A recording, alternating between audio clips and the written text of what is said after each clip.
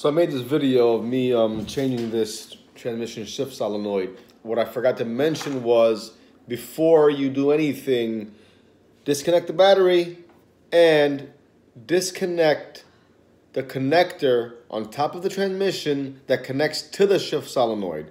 I forgot to put that in the video. Also, use ATF Plus 4 fluid by Mopar if you can afford it.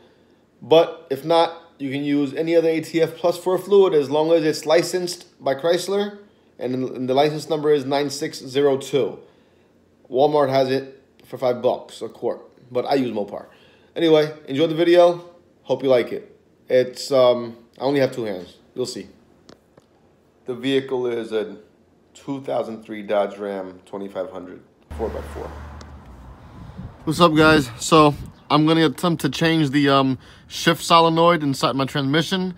It's right above the valve body.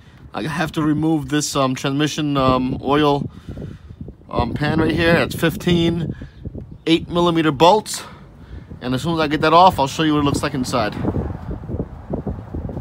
So this is what the valve body looks like. There's your filters, intake.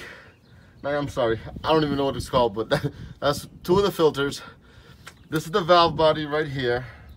This is what I'm taking off, and above that is the transmission shift solenoid. So I'm changing it because my shifting is acting erratic after fourth gear. It's holding gear, and I don't like how it feels. I have transmission codes P0700, P7050, and some other codes. I'll put it on this video later, but I'm taking this off now, and after I take that off, I'm gonna take the solenoid off, which I'm replacing. Give me some time. I gotta get a little rest. It was a pain in the ass taking this pan out. All right. What's up, guys? I'll try my best to show you this with two hands. All right, there's 6 8mm bolts that take the valve body off. Here they go. 1, 2, 3, 4, 5, and 6. I took that one off already. As soon as I take those off, that valve body will drop. Sorry, I can't hold the phone and do it at the same time, so I'll show you afterwards. Got the valve body out, finally. Taking off the 6 8mm bolts that were on there. That's the valve body, and this is the part that we are removing out the valve body. This is called the transmission shift solenoid. Now, I have a 2003, so it came with a black connector, but they've changed it to a white connector, which means I have to change also this. I think this is called a shift plate. But anyway, it comes with the upgraded one with the kit from Mopar. And now I'll be showing you how to take this off. I think it's 15 T25 Torx Bits. And I will show you exactly where it is in a second. Okay, so I put on the new shift solenoid. Everything went in smooth. Now I'm gonna put it back on. This thing is heavy. The valve body back on.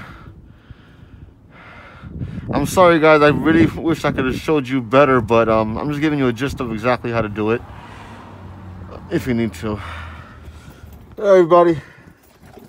So I got the filter back on, got the valve body back on.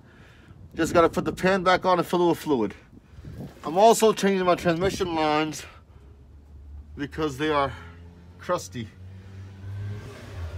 That's just in and out, 2 bolts. But I wish I could tape that. I can't do that right now. Not enough time. So this is the dirty part. Cleaning out the old transmission pan. Gotta get all this gasket maker out. Shit sucks. To clean the old gasket from your oil pan is the best way.